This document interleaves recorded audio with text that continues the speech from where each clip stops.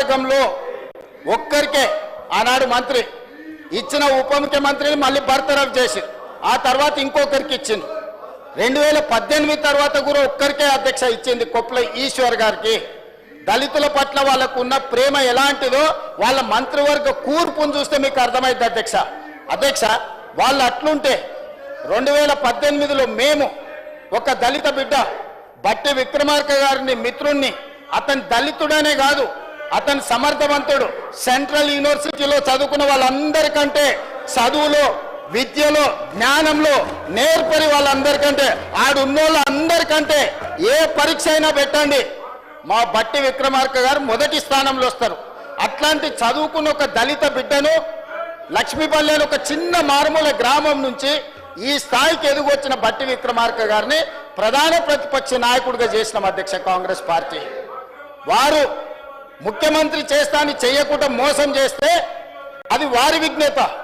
కానీ ప్రతిపక్ష పార్టీలో సీనియర్లు ఉత్తమ్ కుమార్ రెడ్డి గారు, కోమటిరెడ్డి గారు లాంటి, సబితా ఇంద్రారెడ్డి గారు లాంటి సీనియర్ శాసనసభ్యులు ఉన్న సందర్భంలో వాళ్ళందరినీ కూడా కాదని కాంగ్రెస్ పార్టీ బట్టి విక్రమార్క గారిని ప్రధాన ప్రతిపక్ష నాయకుడిగా నియమించారు అధ్యక్ష. ఏం జరిగిందో మీకు తెలియదా అధ్యక్ష? సంవత్సరం తిరగకుండే ప్రతిపక్ష నాయకుడిగా బట్టి గారు అక్కడ నిలబడి ఈ ప్రభుత్వాన్ని నిలదీస్తుండని, ఈ ప్రభుత్వ విధానాలను ప్రశ్నిస్తుండని, ఒక క్వాలిటీ డిబేట్ డిస్కషన్ ఇనిషియేట్ చేస్తున్నాడని కక్షగట్టి ఎమ్మెల్యేలను పార్టీ ఫిరాయించే విధంగా ప్రోత్సహించి ప్రధాన ప్రతిపక్ష హోదా కూడా గుంజుకున్నాడు అధ్యక్ష.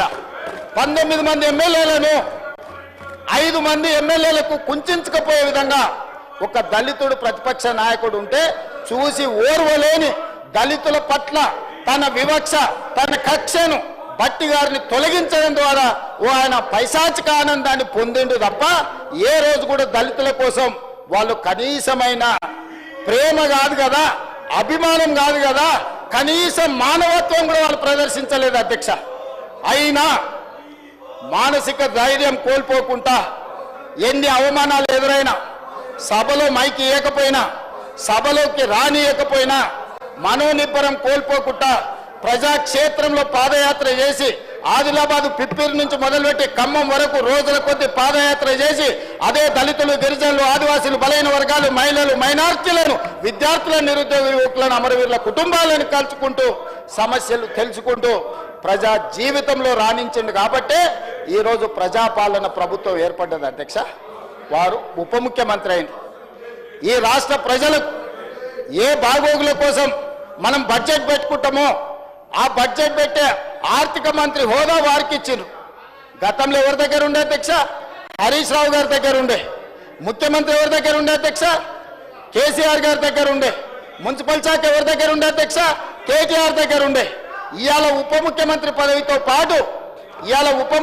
పదవితో పాటు ఆనాడు దొరలు నివసించిన గడిలో ఈ రోజు పేదలకు ఈ రోజు బట్టి విక్రమార్క గారు నివసించి ప్రతిరోజు నిత్యం పేదలు దర్శించుకోవడానికి, లోపలికి రావడానికి, కలవడానికి అవకాశం కల్పించి గేట్లు బార్లా తెరిస్తే ఆనాటి ఆర్థిక మంత్రి ఈనాటి ఆర్థిక మంత్రిని అవమానించే విధంగా బడ్జెట్ ప్రవేశపెడితే నీకు చేత కాదు, నీకు అవగాహన లేదు, నువ్వు నడపలేవు. ఏం భాష అధ్యక్ష ఇది? ఏం వ్యవహారం ఇది? పద్ధత అంటే వాళ్ళు దొరలు మాత్రమే పాలన చేయగలరు, దొరలు మాత్రమే బడ్జెట్ పెట్టగలరు, దొరలు మాత్రమే దోపిడీ చేయగలుగుతున్నాం మేము అన్నట్టుగా విర్రవీగడం ఏంది అధ్యక్ష?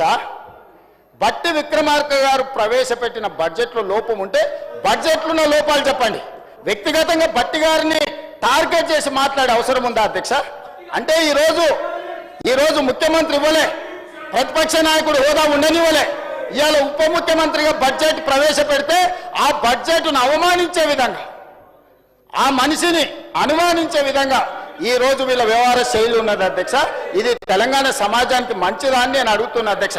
అదే కాదు అధ్యక్ష, ఈరోజు నేను తమరి ద్వారా చెప్పదలుచుకున్నా, బట్టి విక్రమార్క గారు, దామోదర రాజనరసింహ గారు, వివేక్ వెంకటస్వామి గారు, అడ్లూరి లక్ష్మణ్ గారు, ధనసరి సీత అనసూయ సీతక్క గారు, రామచంద్ర నాయక్ గారు, వేముల వీరేశం గారు, అద్దంకి దయాకర్ గారు, ఇట్లా నేను చెప్పుకుంటూ వెళ్తే ఎంతమంది దళితులకి ఈరోజు ప్రభుత్వంలో అవకాశం వచ్చింది అధ్యక్ష? అంతెందుకు అధ్యక్ష, దళితులను చిన్న చూపు చూసే చంద్రశేఖరరావు గారికి కనువిప్పు